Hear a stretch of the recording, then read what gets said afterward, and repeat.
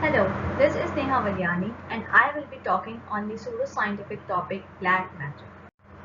Before we start with black magic, let us first know what is magic.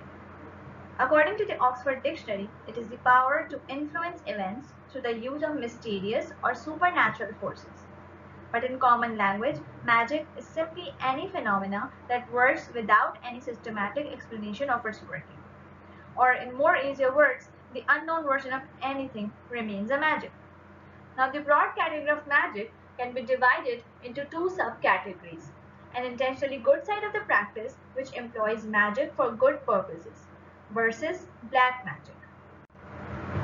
Black magic, also known as witchcraft or dark magic, is the use of supernatural powers for evil and selfish purposes, as well as to perform malicious practices in order to physically, mentally, or financially destroy someone. It uses different spiritually inappropriate methods of trickery and can be done with the victim's hair, clothes, a photograph, or by directly looking into the victim's eyes. It is believed that individuals with weak horoscopes or planets in malefic positions in their horoscopes are easy targets for black magic because they have a weak aura around them. Being a victim of such evil practices does not usually show up early, but there are some basic symptoms such as sleep disturbances, bad dreams of falling from great heights, darkening of the complexion, headaches, eccentric behavior, and so on. Black magic causes humans to be victims of unfounded fears as well as to experience misfortune and confusion. A common reason proposed behind black magic is coming into contact with the devil and to deny the existence of God. And there are other rituals that are carried. The contact can be direct or indirect, as in the case of a witch or a sorcerer. The origins and modifications of black magic over time. Practicing black magic is not something new. It has been practiced since generations. It is a widespread disastrous use of spells, which is done for evil spirits and which is done by evil spirits for evil purposes. It is found in a lot of different cultures around the world. These practices were openly practiced by the pharaohs in Babylon and ancient Egypt initially, but as time passed, it started to become secret. During the time of the Abrahamic religions like Judaism, Christianism, and Islam, for the very obvious reason that these are monotheistic religions that forbid such practices that involve dark spells and sorcery and anything that harms the humanity. Let us now analyze this practice. The secrecy of black magic. Black magic is done through secret ways to summon an individual, a demon, or some evil spirit in the human beings to make someone forcefully do things for a doer, or for the bad intentions for making someone feel bad, spreading the notion of negativity in the society. That is why it is usually called black magic, because the color black is usually associated with lack of harmony.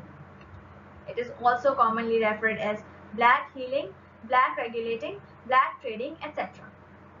Now that we fully understand the basic phenomena of this practice, let us classify it as what branch of science it falls into, and does it actually relate to science or not. For this, we will first understand the meaning of science as opposed to pseudoscience. Science is the observational analysis of basic phenomena which is prone to rigorous testing, and scientific theories are claimed only after being thoroughly experimented.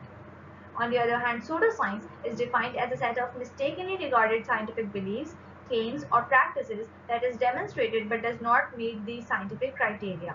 Because they lack support and evidence, it is not considered science because it is not valid under the scientific method and is usually referred to beliefs, cultural practices, and traditional practices, which are frequently ambiguous, exaggerated, and devoid of evaluative ability.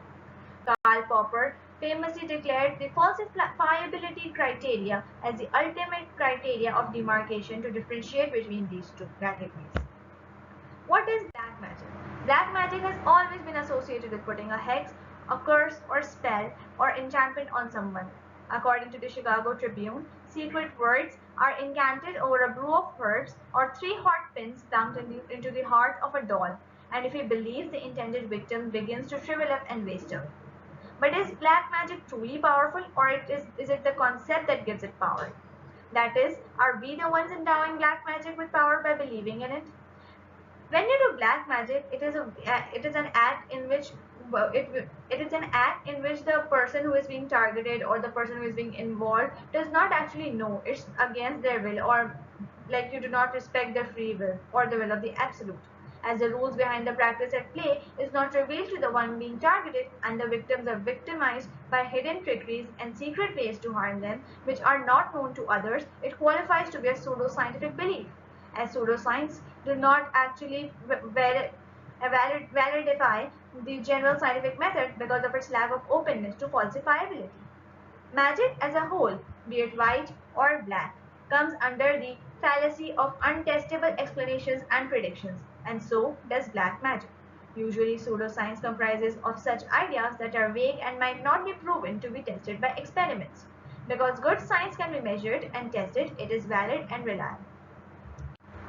If we see the implementation, what are the dangers of following such practices?